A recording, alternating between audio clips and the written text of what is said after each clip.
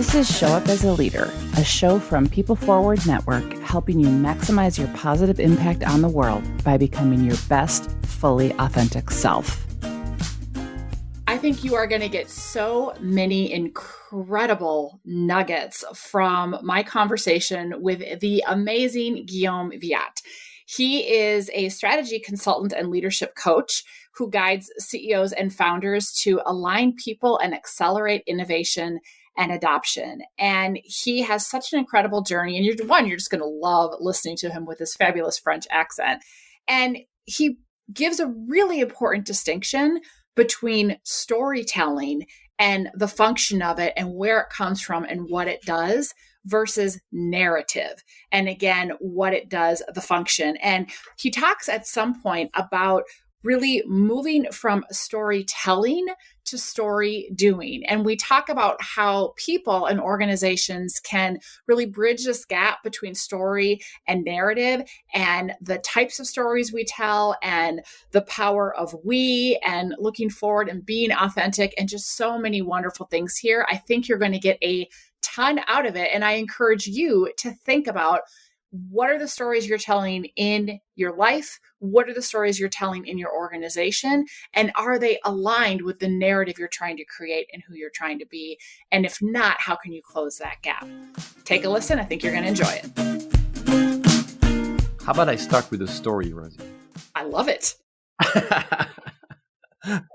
I was in my late 20s. I was a young consultant in France. So I'm French, and I've worked for the first part of my career in France.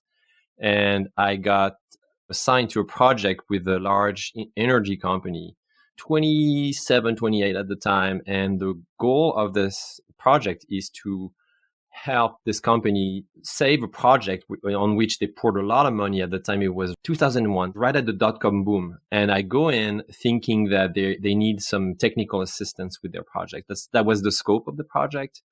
And in the first 30 minutes with the head of procurement of this 80,000 employee company, I'm in the boardroom with this guy and engineers and a big group of people. And I realized this project is stuck not because of technical problems, as they state, but because people can't hear each other. People can't work together. But apparently they either deny it or can't see it or don't want to do anything about it. And very quickly, I think I have two options. I can just pretend nothing is happening and not I recognize the elephant in the room, or do something. What could I do? And so I thought, okay, what about if I ask them to pick a piece of paper and draw the project? I asked, could you all close your laptops? Let's just draw the project. And so they looked at me with weird eyes and they all drew the project. And guess what? All the drawings are obviously, it's so obvious now, but at the time I was wondering what would happen. All the drawings are different. So we put them on the board, on the whiteboard with magnets on the side, and the drawings did the rest. And I realized that day how the crucial importance of sharing something together. What that something is, I couldn't really label it or name it at the time, but I call it a strategic narrative. So that story was kind of the defining moment of everything I kept doing for the following 21 years now, or 2022. And I decided at first that this experience was really going to shift something important, give me a focus. I didn't know what to explore then. It turns out we made this project work. And what I spent my time doing with this team for the following year, about 12 years after that, was not only help them on the technical part, but also, and most importantly, bring them together around a set of beliefs, values, processes, things they would really share clearly. And the way we did this was to go back in time and pull the stories that define this project and how they work together. And there are some very positive, very beneficial stories that needed to be unearthed and clarified and brought forth. And there are some very limiting stories that they kind of had forgotten in the mix. Since then, I make the difference between a story and a narrative because to me, narratives are systems of stories. I then went on to research what is that storytelling thing that everybody talks about. And that's been really a phenomenon in business for the past, 15, 20 years or so-ish. and read all the books. Well, I mean, not all, but the common books about storytelling. And we all see the story arc, and it's very much borrowed from what the movie industry is using. There is a beginning and a middle and an end. And I practiced that for many, many years until I realized that really what we're trying to do here is not just be better storytellers, but really make people work together in a much more efficient way, much more human way. And the way you do this is by creating a new narrative. First of all, narrative has a beginning, a middle, but no end. It's future focused. It's the way we work together. If you look at it, just go to the dictionary and you will notice that the difference between those two words is very subtle but major. A narrative supports a specific point of view. So when you have companies who are trying to change how a market works, or you're trying to even internally change the way your organization works, we say we have to have a different story. I think we misuse the word story. We're confused with this term. And thinking in terms of a narrative makes a difference between having all the stories from the past. There are recounts of events. Once upon a time, I was there, I was doing this. Here was the problem. Here's how we solved it. And the end is great result. That's the typical arc for a story.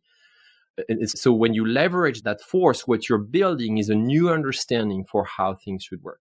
That's what true innovators do. If you look at major brands, Red Bull, Harley Davidson, all the big brands who've really left an important footprint on our society, that's the mode that they operate in. They build, even, if you look at religious institutions, governments, social movements, they're all driven by a narrative that is fueled by thousands and thousands and thousands of stories. So that's really how I see the world.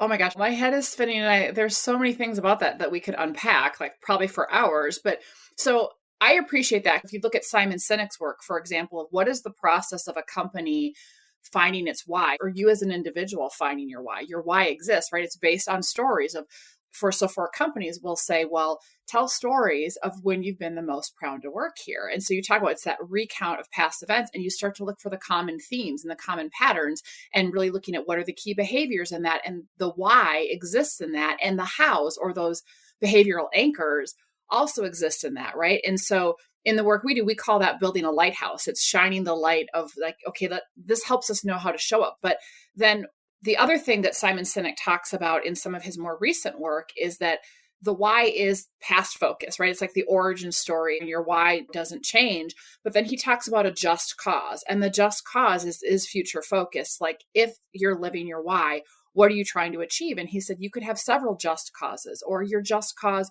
could change, but your why doesn't change. So as I'm listening to you and I'm trying to kind of go, how does this fit into other people or what we do? It sounds like, but tell me if I'm not getting this correctly, it sounds like the storytelling is part of that process of understanding of, if you will, like, let's find like kind of who we are, our purpose, get that clear. And then we're going to use that to feed into, so who do we want to be in the world? Where do we want to go? And then we have to have alignment around that just cause or that narrative, because just to know who we are or why doesn't do a lot of good if we're not clear of where we're headed.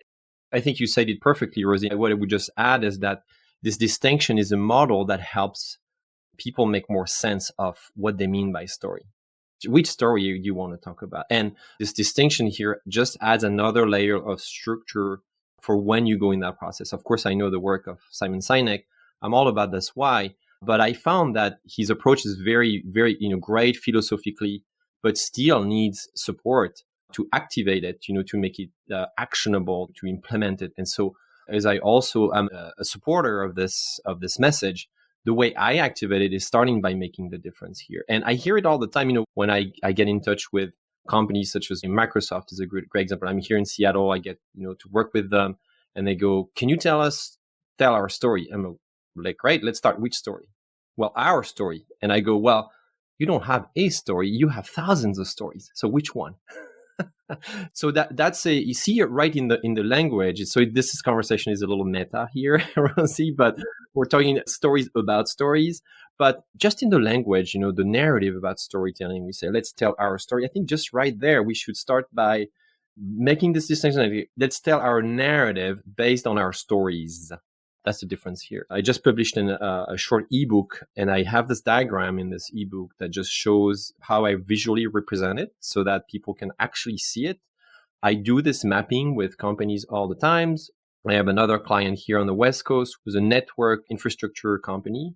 And we have this big board in the boardroom of this company. And I've been meeting with them every week to structure this narrative. They have different initiatives that they are trying to be on the sales front, on the development front. And we have this big board. And then many times we turn to the board and say, which story are we trying to leverage or create here or remember or brought in the forefront of our activity so that it reinforces the narrative of this company. And the narrative of this company is about better, more efficient work for retailers who are trying to make, so I'm going to try to not go too technical, but they're trying to use what's called the Internet of Things. And so that's a new narrative for these people. That's a new way to work that they don't understand. And the narrative of my client is to come in with solutions to make sense of that. Well, one, I'm a firm believer that you're right. Language is so important in how we say words, and because they matter. Like our language shapes our experiences. Language can humanize. Language can dehumanize. It's so important. And so I think what I love in the ebook that you put out is, and this was super helpful for me, is you give some really important distinctions. And so I want to see if you can elaborate on this. But a couple that I wrote down that stood out to me is you say stories engage, narratives mobilize. Can you just talk about that difference a little bit more? If you look at a story, so I can go buy a book, I can listen to a podcast, I can go watch a movie or listen to a friend's story. And so we say a story as an audience. This type of language implies that we're just listeners here at first. We could actively be listening, but it's not a given that we'll do something about the story that we talk about. When you have a narrative and you leave things open-ended and you invite people to mobilization, to participation, well, there you go. You just turn them into active participant of something they can do. So you give them a role. So you should have a cause, as Sinex says. I call it also the big opportunity because it's something that is valid for a community of people. And so when I say this, stories engage and narrative mobilize, I also make the observation that we want to engage people because we feel like our role is to cut through the noise or have a better hook and make people excited about something. And I feel like this is a little bit superficial. We tend to think about storytelling as the job of marketing, to just bring us more people, like talent, bring us more customers, whatever it takes. And that unfortunately leads to behavior that are very close to manipulation sometimes. And a good example is, so I teach a class at the University of Washington every year. And the first question I ask the students of this MBA program is, okay, everybody has heard about telling their story in entrepreneurship. And I see all the head nods. And I go, what is a story for you? And many of them will tell me it's making up something. It's pretending. It's covering the truth, spinning our reality. So it's bending things. And so I think this phase in the way we do business storytelling that I call business storytelling 101 is kind of dead. We've overused it. And people are realizing we're about truth here and authenticity. So make us the participant of the way you work, of the cause that you defend, of the narrative that you're trying to shape, of the new way a society, economy, whatever you're working on should work. That's what people demand. Look around. That's what we just experienced times 1,000 between 2020 and now. And so that's another layer of differences here between stories who engage and narratives who should really mobilize your community. We always say it's one thing to help a person or a company find their why. It's a whole other game to help them live it. So we start to put practices into place and training and equip people with a common language, common skill set and tools to help them have those stories not be one-off anomaly experiences, but it becomes like the day-to-day where these stories could be told day in, day out. right towards something. And so what I love about this is when you talk about it mobilizes, it's, yeah, we can have these stories, but if people are frustrated because they say, well, that's great, but that happened 2 years ago and I haven't seen an example of our why being realized since, there's a gap between who we were and who we are and who we're trying to be. And so I'm curious, when you think about, okay, if the stories and the why are kind of a collection of what brought us to here, and the narrative is a collection of those stories and where we're trying to go, how do you help bridge the gap from the stories to the narratives so that they work together well? So I'd like to respond to this question in the context in which I operate, right? Which is innovation. So I'm all about strategy, innovation. I'm here to help design better companies. And when I say better companies, it's not just better products, it's better product organizations, cultures, and leadership that work together in a more symbiotic manner. But it's all about, we're trying to think about something new. So the way a new narrative materializes itself is very often, in my world, is very looked at in terms of also the product, the offering. How do we do something? And it's often called disruption, but I tend not to use that word too much because I think there is a lot of misunderstanding about disruption. So I keep in my lane, but it's also the lane next to me is called disruption. And so leaving this narrative is often expressed in terms of how do we help our clients differently? If we have to make decisions in terms of product design, ethical choices in terms of how we develop an app, say, or a new website, how do we make the connection between these decisions and what we think and the why of the company? So it's really going from the why to the how to the what. It's really that chain of event that I'm talking about. And the way in the work that I do, I have a phase called narrative activation that we do very quickly in parallel with narrative construction, which is more of the design and the thinking phase. And I keep finding new ways. I have hundreds of ways you can activate your narrative, and I show them to my clients to illustrate what are all the creative ways you could do that. One of my peer and colleagues on the East Coast has a way to also call this story doing. There is storytelling and then there is story doing. And so what we look at here constantly is the gap or the connection between your talk and your walk. And if you're inside the organization, if you're inside a company and you're constantly busy and working on something, it's very easy to lose sight of that connection. So most of the work of building a strategic narrative is looking at this connection. If you just focus on telling and writing and putting things on the website, that's a great North Star. That's a great first step. But then how do you live it? That's a whole other, that is the hidden piece of the iceberg there.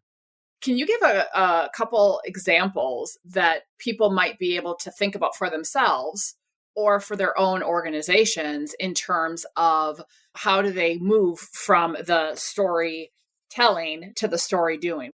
Something essential is to not think that this is a process that has to be just owned by one person, or this is not just a marketing department stuff. Typically, it's orchestrated, it's facilitated. At least it's a responsibility of the leadership of a company. That's what their job should be about. But you should include people in the construction and the activation of your narrative. So co-creation is an essential phase for that. It's an essential approach for that. We quote Margaret Wheatley all the time, but we always say people only support what they've helped to create. So if you're going to create something and shove it down to them and want them to adopt it versus they were part of it. Yeah. So I love that co-creation. And I don't think we think about that enough.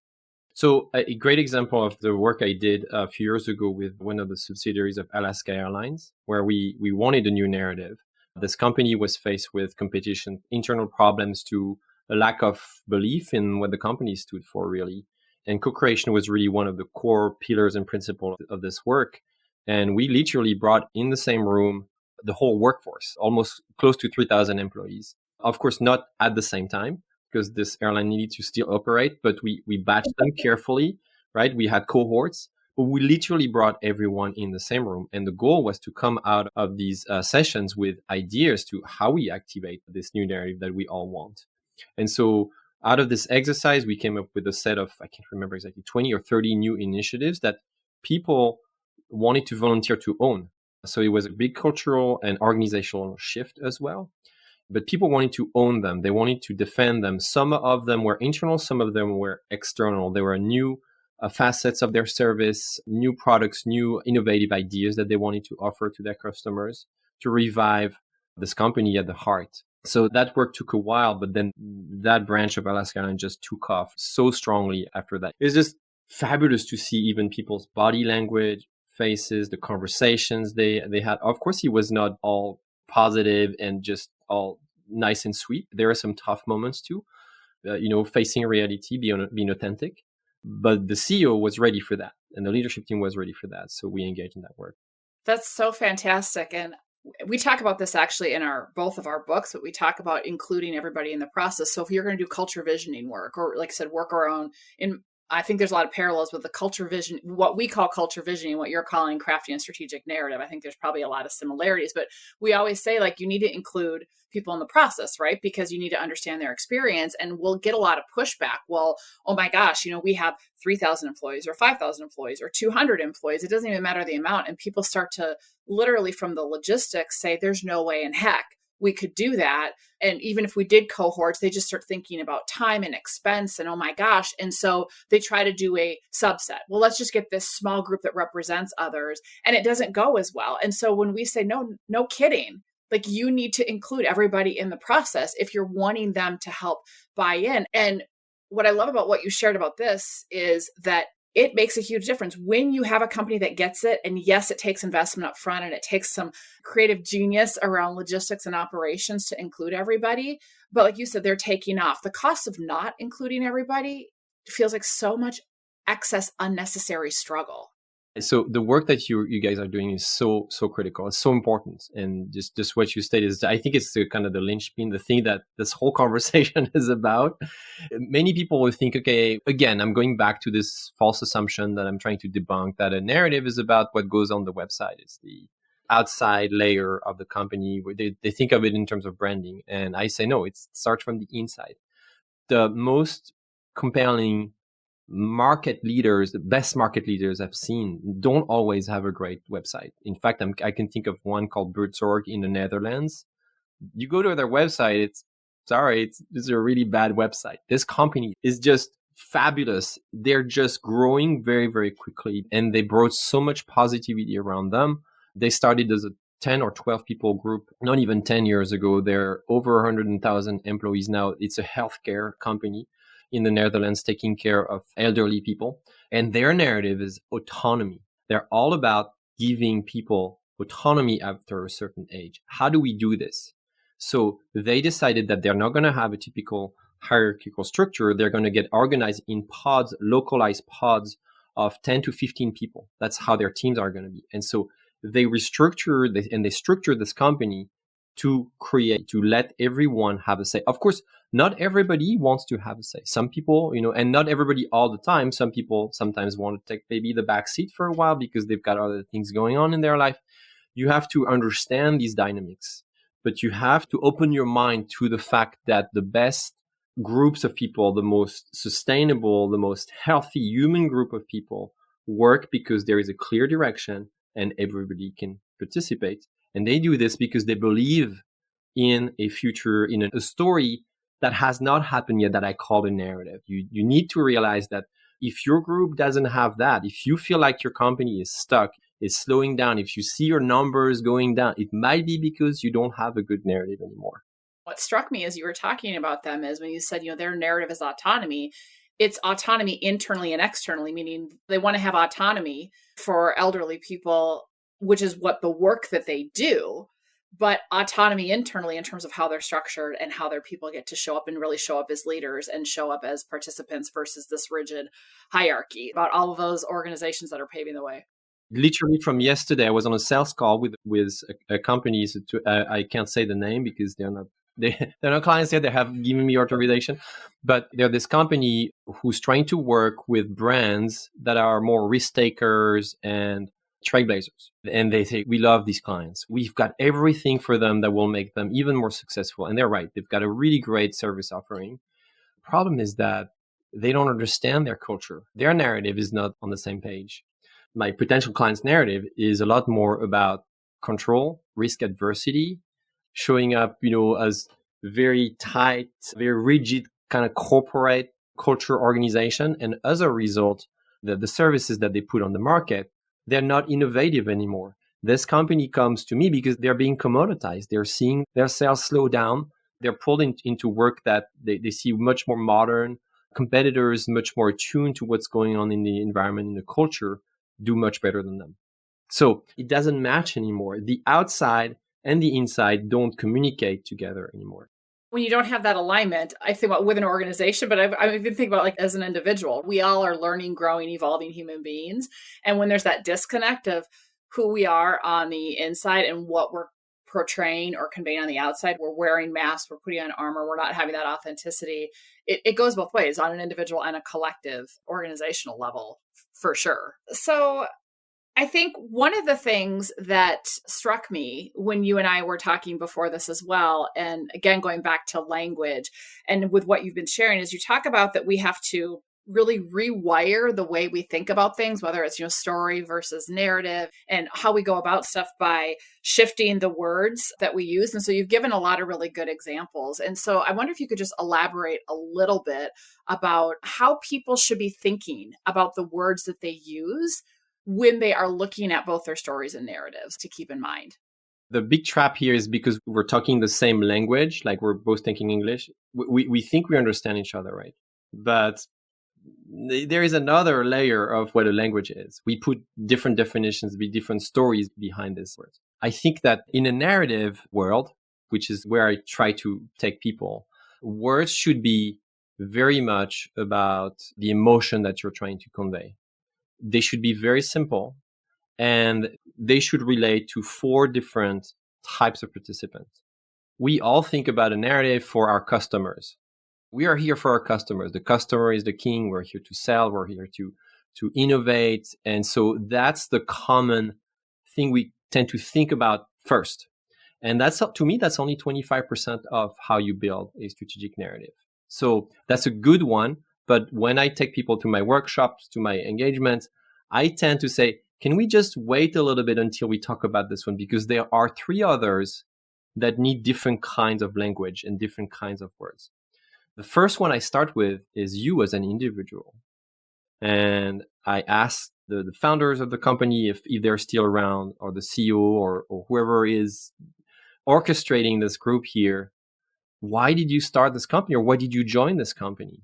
What does this company represent to you? And so we go into the origin stories of people. So the language here has to be a lot more personal. It's about you. It's about me. It's more authentic. It's more about personal experiences that I have lived, that I have experienced, right? So that's the first one. The second one is about the community. So the word that you should really have in mind is we together. What can we do together? There are many problems ahead of us on the planet that will require all of us to take a look at it and really solve them. So in the narrative, where does the word we show up? And very often time, we realize that, well, it doesn't show up very often. It's either you or I. The word we is the key word for how we craft the narrative around the community. So I have prompts, I have exercise, I have things that I try to poke at and challenge people to think about. And one of them is to start a sentence with, together we will ... So maybe you put in your cause or your mission or whatever you want here that is future, long-term, aspirational. Because if we don't do this, this is what's going to happen. These are the stakes. Like if we don't act today, this is what in our community we will start seeing. And maybe it's something negative, maybe it's something positive, you decide, but that's the framework to think about the language here in this quadrant.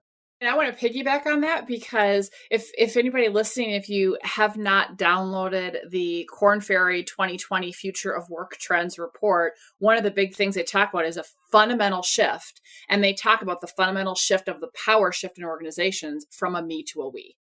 And that when we look at beyond corporate social responsibility, when we look at ESG strategies, but it's really about the power being in some elite hierarchy to it's really the power of we, and even feeding into the Great Resignation. So there's even more data coming out saying that shift that you've been working with for years is like an essential pivot that businesses need to be thinking about. So I just want to throw that out there because I just read that the other week and I was like, oh my gosh. And so it's another source to really look at No kidding. This isn't just Guillaume saying this. Like, this is Korn Ferry and others.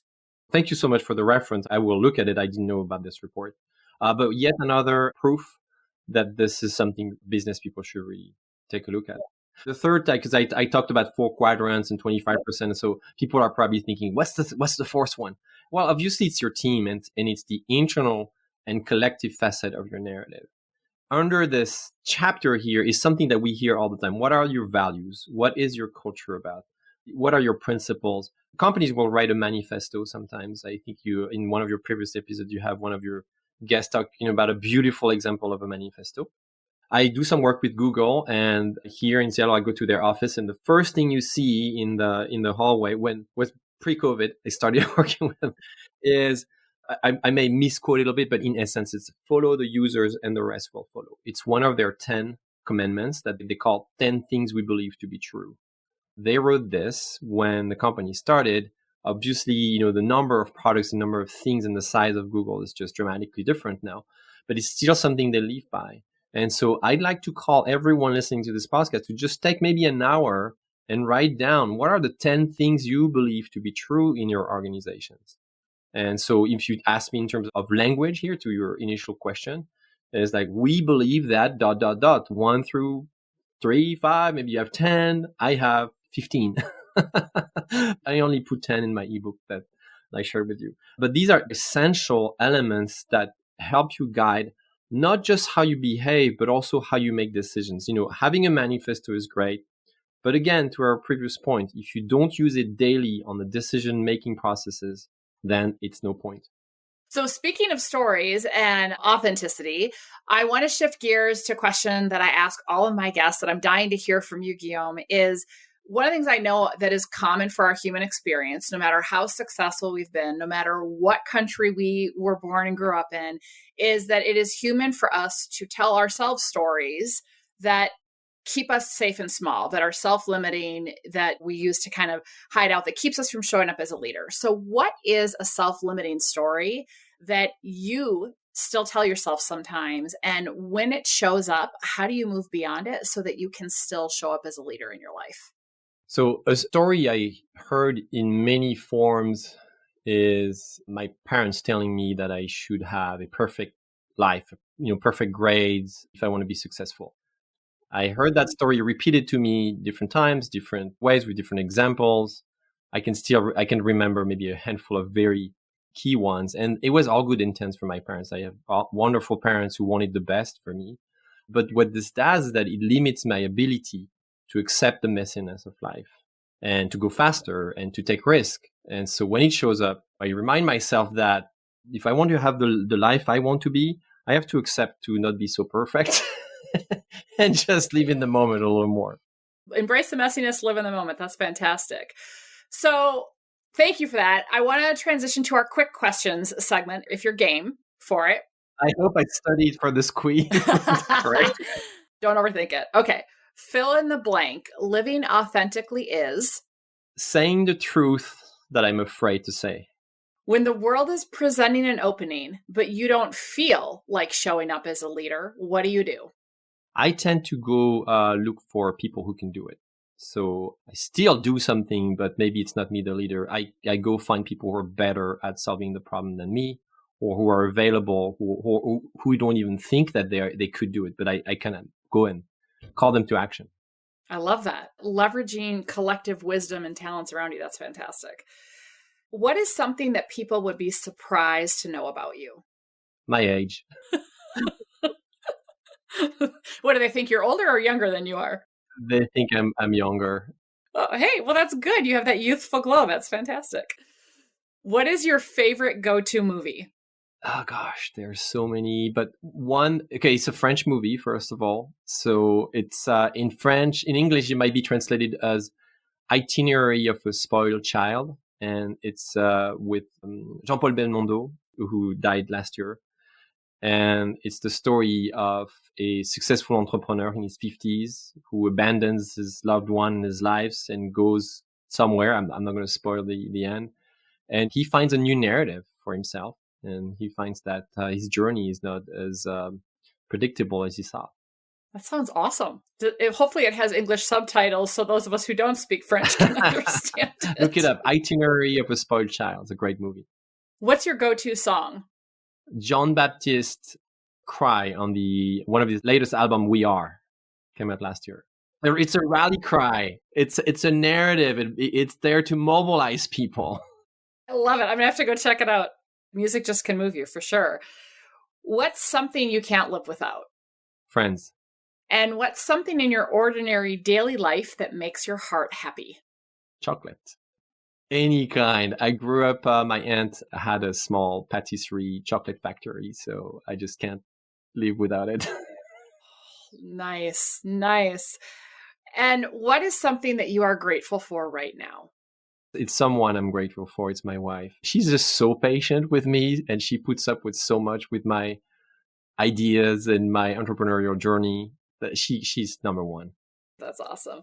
Before we go to our closing question, I just want to say, I could talk to you for such a long time, and it's been such pleasure even leading up to this conversation. And I really appreciate the distinction for me of, again, thinking about the relationship between story and narrative, thinking about the key differences. It's just really been eye-opening for me as I think about the work that we do. So I'm hoping that our listeners feel the same way. So just thank you for what you're doing. And I think it's awesome. So I want to close with, if you could challenge leaders everywhere to practice this one behavior that would create more human workplaces and equip everyone to be able to show up as a leader, what would that be?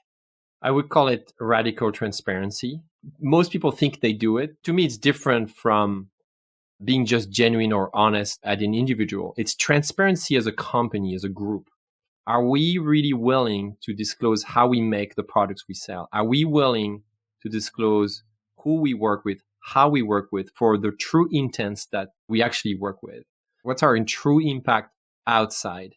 Are we really transparent about the difference we want to make? Are we really genuine about it?